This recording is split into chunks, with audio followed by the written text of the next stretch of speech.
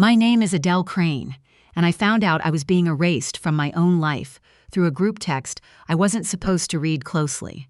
I was standing at my kitchen counter with a mug of cold coffee when the phone lit up. My daughter, in the family thread, 40-some people deep. Mom's signing the beach cottage over to us at her birthday party Saturday. We already promised the Henleys they could close on it by spring. No question mark anywhere in it. Just an announcement, the way you'd announce the weather. I read it twice. I set the mug down very gently because my hand had started to shake, and I didn't trust myself with anything breakable. I typed back the calmest thing I have ever typed in my 71 years. Then you'll want to bring a notary. I'll be at the cottage Friday. Send. I turned the screen face down on the counter. Her call came at 6 the next morning. That wasn't the worst of it. The worst came 3 days later when I read what my own family had written in a separate thread they forgot, still had my name attached to the bottom of it. But I'm getting ahead of myself. Let me back all the way up, because none of this makes sense unless you understand who I'd let myself become. I spent 34 years as a CPA in a town outside Asheville. Tax season, audits, estate work, the kind of job where people only call you when something's gone wrong with their money. I was good at it. I could find a misplaced decimal in a stack of paper the way some people smell smoke. And then I'd come home, hang up the whole sharp, competent version of myself by the door like a coat, and become something else entirely. I became the soft one, the one who says yes, the one who never makes a thing.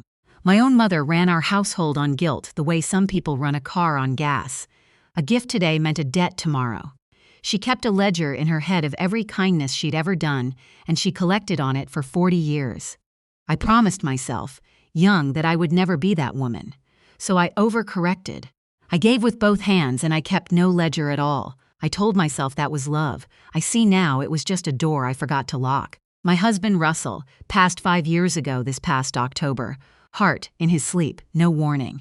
The two of us bought that beach cottage on the Carolina coast back when we were 40, and it cost less than a decent used car. Just a little gray-shingled box on stilts at the end of a sandy lane in the Outer Banks, close enough to the water that you could hear it through the screens at night. Russell put a new roof on it himself one brutal August. He built the outdoor shower. He hung a porch swing that still has the marks of his sander on the chain. After he died, I couldn't bring myself to sell it, and I couldn't quite bring myself to go there alone either, so I did the thing I always did. I gave it away without giving it away.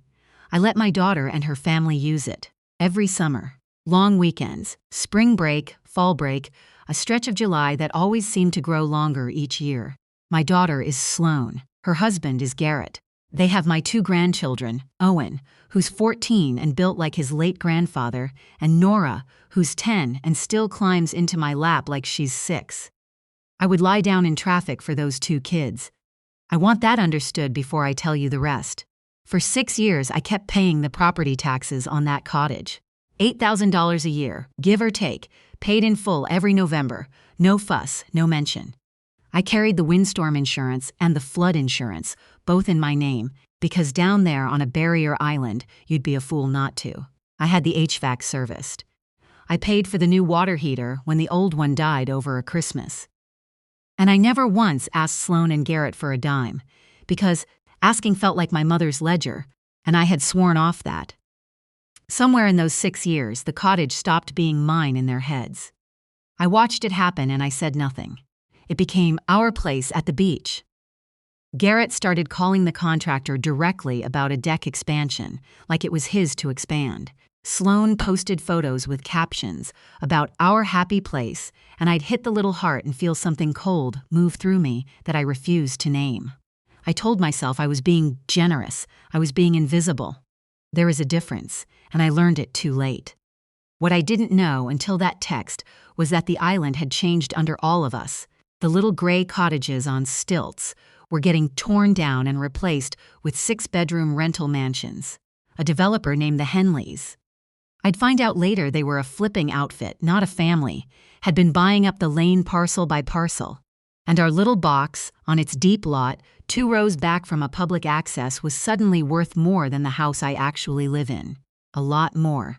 enough that the property had stopped being a place where my husband hung a porch swing and become a number on someone else's spreadsheet. I knew none of that the morning I sent my calm little text. I just knew my daughter had announced to 40 people that I would be signing my husband's cottage away at a birthday party I hadn't agreed to have. Sloane's 6 a.m. call, I let go to voicemail. I made myself a proper breakfast first. Eggs, toast, the works. Then I called her back, and I want you to hear the voice she used, because it told me everything before she said anything real. Warm and careful, like you'd talk to someone standing on a ledge. "Mom, I'm sorry, I know that text came out wrong." A pause she'd clearly planned. "We're just so excited for you. You shouldn't be carrying all that worry about the cottage at your age." "What worry?" I said. "I don't carry any worry about the cottage. The taxes, the insurance, all of it. Garrett's been saying for months he hates seeing you stretched so thin." Stretched thin. I'd retired with a pension and Russell's life insurance and a portfolio I built myself, line by line, over 30 years. I have never in my life been stretched thin, but I just said, "That's kind of him. I manage fine." "Mom." And here her voice did something. It softened into a kind of pity I had never once asked for. "Pauline says you've been forgetting things, repeating yourself. She's worried." Pauline is my younger sister. And the moment her name came out of my daughter's mouth wearing that particular dress. Worried, forgetting, repeating. I felt the floor of the whole thing shift under me. Because I'd had lunch with Pauline 2 weeks prior, and she hadn't seemed worried. She'd seemed interested. She'd asked, over chowder, a great many casual questions about the cottage. What it was worth now. Whether it was still just in my name. Whether I'd ever thought about simplifying things so the kids wouldn't have a mess to sort out someday. I'd answered every one of them like a fool, because she's my sister. "How does Pauline know the cottage is worth simplifying?" I said into the phone. I never told her a number. The pause on the other end ran a half-second too long. "She's just looking out for you, Mom. We all are." "Of course you are," I said. "I'll see you Saturday." I hung up and I stood in my kitchen for a long time. Forgetting things, repeating myself, worried. Those weren't my daughter's words. They had the smoothness of something practiced, something written down somewhere and handed around. I'd spent 34 years reading documents. People hoped I wouldn't read closely. I knew the feel of a script when one was being read to me, and my own daughter had a part in it. So I was beginning to understand, did my sister. I didn't sleep much that night. So I did what I've always done when I can't sleep, which is work. I got up at 2 a.m, made tea I let go cold, and I logged into the county property portal for the cottage. I pulled the deed.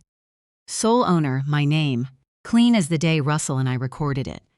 Then I did something I hadn't done in 2 years.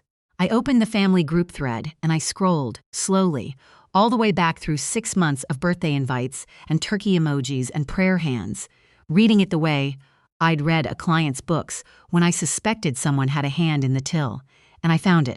Not in that thread. In a different one. Here's what they didn't understand about phones, those two. Months back, Garrett had set up a separate thread. Him, Sloane, Pauline, and a cousin of his who I'd met exactly twice at a wedding. Cottage stuff, it was called, blandly. He'd added me to it once, early on, to forward me a contractor's quote, and then they'd kept right on using it like I wasn't at the bottom of the member list. People do that. They add you for one thing and forget you're there. I'd never spoken in it, so I was furniture in it, and furniture doesn't read. I read, "I'm not going to recite the whole thing to you. Some of it, I still can't say out loud without my throat closing. But the bones of it were these. The Henleys had offered them. Not me them. A sum of money for the cottage that made my hands go cold. Garrett had already, on the strength of nothing, told the Henleys they could close by spring. There was a plan to get me to sign a quitclaim deed at the party, in front of everyone. While she's emotional and surrounded by family, she won't make a scene. There was a notary lined up, a friend of Garrett's, to be there with the paperwork. And there was a backup in case I balked. The backup was Pauline. Pauline's line, typed in her own thread, in her own words, was this: "If she won't sign, I'll start the conversation about her memory in front of everyone." Once people see her get confused and defensive, getting power of attorney is easy. We just need it on record that she can't manage things anymore. Power of attorney. Over a woman who reconciled a $40,000 accounting error for the county school board the year before she retired. They were going to perform my decline in front of 30 people, get it on record, and use it to pry the last thing Russell built right out of my hands. I want to tell you, I cried. I didn't, not then. What I felt was that strange, clean cold a CPA feels when the numbers finally line up and you understand exactly what you're looking at.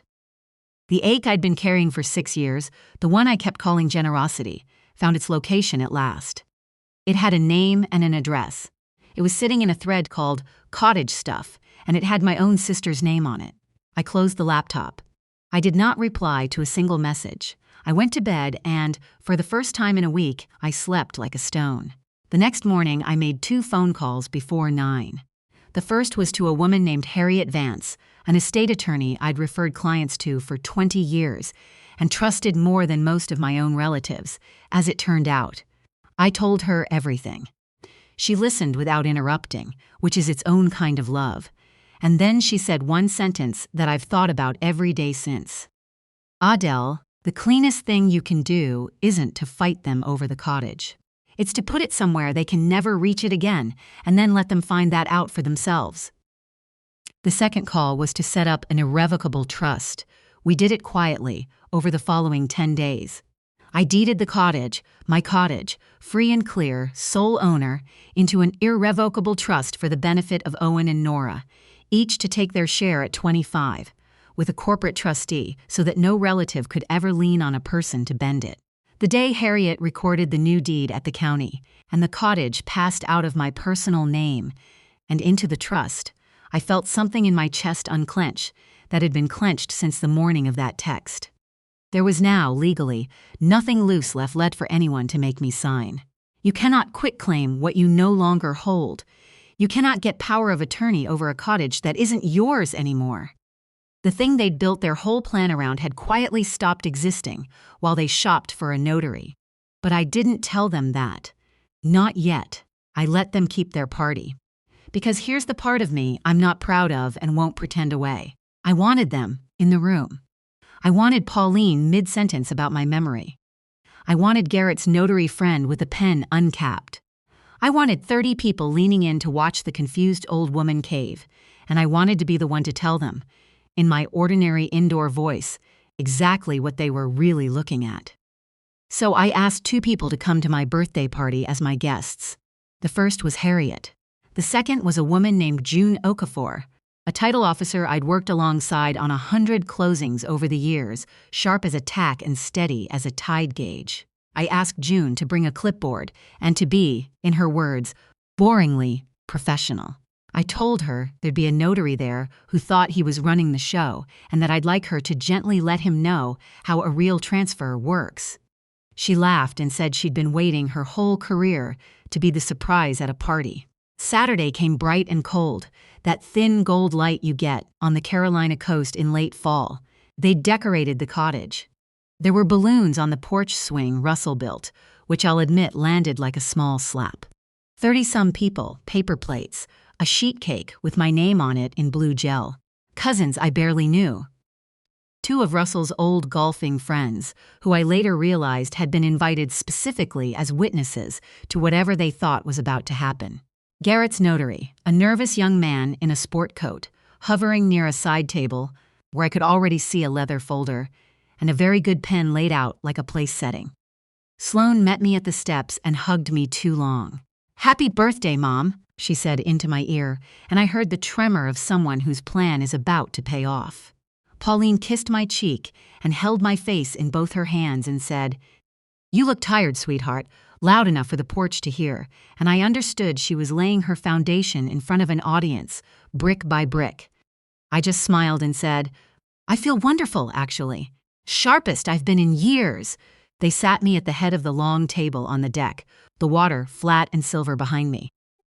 Owen and Nora flanked me, and Nora put her hand on my arm, and for 1 second the whole cold machine of it fell away, and I just loved them. Then Garrett tapped his glass with a fork. "We've got a little surprise for Adele," he said, and the way the table quieted told me half of them were in on it, and the other half had no idea what they were about to witness. He nodded at the notary. The young man stepped up with the leather folder. "Mom," Sloane said, and her eyes were already shining with the performance. "We've been so worried about you carrying all this alone. We want to take the cottage off your plate, so you don't have to think about taxes or storms or any of it ever again. We just need you to sign here, and we'll handle everything from now on." The notary opened the folder. A quitclaim deed. My name on the grantor line, theirs on the grantee. The good pen set down beside it. And Pauline, right on cue, leaned toward the man next to her and said, in a stage whisper built to carry, "She's been so forgetful lately, I hope she can even follow what she's signing, bless her heart." I looked at the pen for a long moment.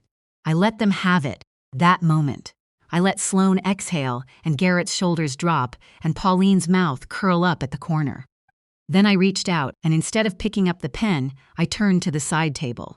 "Before I sign anything," I said, in the most ordinary voice I own, "I believe the title officer needs to verify a few things. Don't you, June?" The deck went very quiet. Garrett's notary blinked. I'm the notary," he said, "and you'll do fine work." June said warmly, stepping forward off the porch where she'd been standing in a gray coat, clipboard in hand, looking exactly as boring and official as I'd asked. "I'm just here to confirm the property record before anyone signs a transfer this size. Company habit. Saves everybody a world of trouble." She flipped a page. "Now, the owner of record for this address," and she read it off clean and clear, loud enough to reach the cousins at the far end, "is the Crane Family Irrevocable Trust. Beneficiaries, 2 minor children. There is no individual owner left to sign a quitclaim. This property hasn't been in Adele Crane's personal name since the 11th of last month." The word trust hung over that table like a gull that wouldn't land. A few forks stopped moving. The cousin who'd been filming on her phone lowered it an inch and forgot to raise it again. "That's a mistake," Garrett said, much too loud. "The records are old. It's basically," I opened my purse. I took out the recorded deed, county stamp crisp and fresh, and I laid it on the white tablecloth right next to their quitclaim, right next to the good pen. "It isn't old," I said quietly, "and it isn't a mistake. I moved the cottage into a trust for Owen and Nora 3 weeks ago. It's theirs now, held safe until they're grown. There is nothing here for me to sign over because there is nothing left loose for anyone to take." 30 people leaned in to read it. I stood up. I didn't need to, but I wanted to be at eye level with my daughter when I said the next part. I kept my voice low, lower than the room, so they all had to lean in, and they did. "You told everyone I'd be signing the cottage away," I said to Sloane. "You already promised it to the Henleys. You just forgot to tell the one person it all depended on." I let it sit. "You invited 30 people to watch me give it up. You only forgot to invite the one who owns it." Sloane's face went white, then red. "Mom, after everything we've done for that place." "We maintained it. You vacationed in it," I said. "For 6 years. I paid the taxes. I paid the windstorm insurance and the flood insurance, and I replaced the water heater the Christmas it died, and I never once asked you for $1. My voice stayed perfectly even. That surprised me more than anything that day. I didn't do those things because I was confused. I did them because I loved you, and I let love look like an open door for far too long." Garrett started to say something about pressure, about how the market wouldn't wait. I turned to Pauline instead. "You told my daughter I'd been forgetting things," I said. "Repeating myself. You said it on the phone, and you said it again just now, at this table, in front of these people. You had it rehearsed." I watched my sister's mouth open and close. "I read your message, Pauline. The one in the thread called Cottage stuff. The part where you said if I wouldn't sign, you'd start the conversation about my memory in front of everyone, get it on record that I couldn't manage things, and make the power of attorney easy." Somebody at the far end of the table set down a glass. The 2 golfing friends of Russell's had gone very still and were no longer looking at me. They were looking at Garrett. "I have copies," I said gently. "I won't read you the rest. You all heard plenty of the performances live." Sloane was crying now, the kind that's built to be seen. How could you do this at your own birthday in front of everyone? I looked at her, and I felt no anger at all, only a great tired tenderness. I'm 71 years old and I balance the books for half this county, I said. I am not the confused one at this table, and I'd rather be embarrassed in front of 30 people than quietly robbed by the 4 I loved most. Then Harriet stepped out from the doorway where she'd been waiting in her good coat the whole time, an envelope in her hand. She walked to Garrett and held it out, and he took it because his hand opened before his brain caught up. That's a formal notice, Harriet said, calm and clear. Effective today. The family's standing permission to use the cottage is revoked. The trust now controls all access. There's a key swap and a security update scheduled for Monday. Everything is in order. She glanced once at the nervous young notary. And son, I'd put your stamp away. There's nothing here you can notarize that wouldn't expose you to a great deal of trouble. The young man closed his folder so fast the pen rolled off the table. I picked up my purse. I left the recorded deed lying on the tablecloth for them to read as long as they liked. I didn't gloat. There was nothing left in me that wanted to. I bent down to Owen and Nora, who had watched the whole thing with enormous eyes. None of this is about you two, I told them. Not one bit. This cottage is yours now, both of you, when you're grown. I love you to the moon. I'll see you very soon, I promise. Nora wrapped her arms around my neck. Owen, 14 and trying so hard to be a man about it, blinked fast and nodded.